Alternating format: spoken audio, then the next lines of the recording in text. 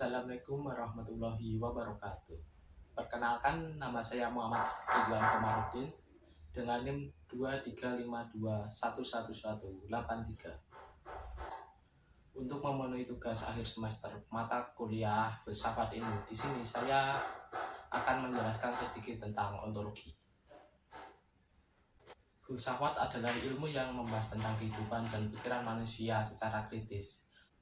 Hal-hal yang dikaji dalam filsafat adalah perihal tentang eksistensi, pengetahuan, nilai, akal, pikiran, dan bahasa. Beberapa hal yang dibahas juga dalam filsafat antara lain yaitu ontologi, epistologi, dan aksiologi. Di sini saya akan membahas ontologinya saja.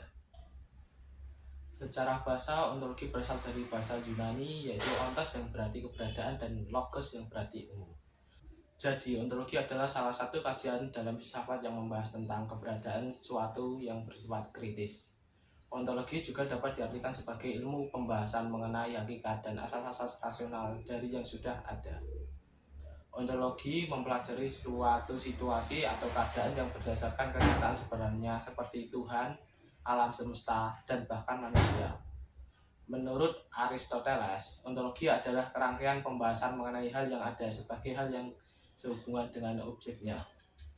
Ontologi ini berkaitan erat dengan ilmu-ilmu filsafat lainnya, seperti sosiologi, ilmu kedokteran, ilmu budaya, fisika, teknik, maupun sebagainya.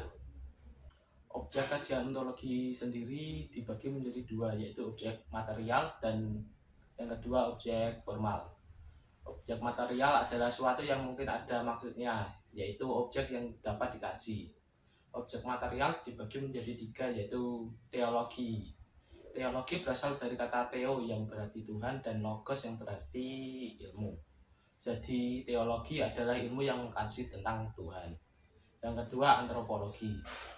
Antropologi berasal dari anthropos yang berarti manusia dan logos yang berarti ilmu. Jadi antropologi adalah ilmu yang mengkaji tentang manusia. Yang ketiga adalah kosmologi. Kosmologi berasal dari kata kosmos yang berarti alam dan logos yang berarti ilmu. Jadi kosmologi sendiri yaitu ilmu yang mengkaji tentang alam semesta ini. Yang kedua yaitu objek formal. Objek formal adalah mengkaji bagian dari objek material lebih mendalam lagi. Bisa juga diartikan dengan point of view, di mana hal tersebut dipandang dan menyeluruh secara universal. Contoh objek yang dikaji yaitu siapa yang menciptakan manusia dan apa tujuan diciptakannya manusia.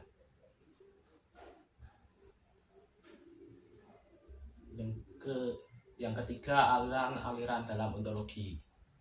Aliran-aliran dalam ontologi sendiri dibagi menjadi 5, yaitu yang pertama yaitu monisme.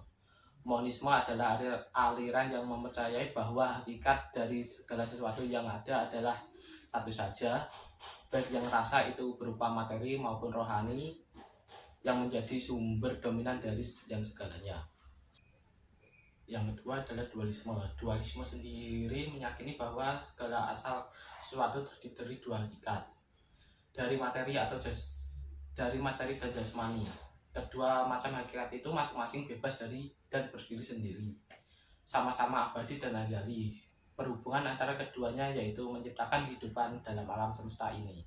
Contoh yang paling jelas tentang adanya kerjasama kedua hakikat itu ialah pada diri manusia sendiri. Yang ketiga adalah materialisme. Materialisme sendiri memfokuskan pada materi sebagai substansi dasar realitas. Materialisme menyatakan bahwa segala sesuatu dapat dijelaskan melalui materi dan proses fisik. Materialisme sendiri menganggap bahwa pikiran hanyalah bentuk dari pergerakan suatu materi. Pergerakan ini terjadi dengan suatu cara tertentu. Yang keempat adalah idealisme. Aliran idealisme adalah pandangan filosofis yang menekankan peran utama pikiran atau kesadaran dalam menentukan sifat eksistensi atau realitas. Idealisme sendiri menyatakan bahwa realitas dunia nyata ada sebagai hasil dari pikiran atau kesadaran, bukan hanya sebagai entitas yang independen. Yang kelima yaitu agnostisisme. Agnostisisme dalam ontologi adalah sikap atau pandangan yang menyatakan kepastian atau ketidakmampuan manusia untuk memenuhi eksistensi entitas tertentu, terutama yang berkaitan dengan pertanyaan-pertanyaan ontologis.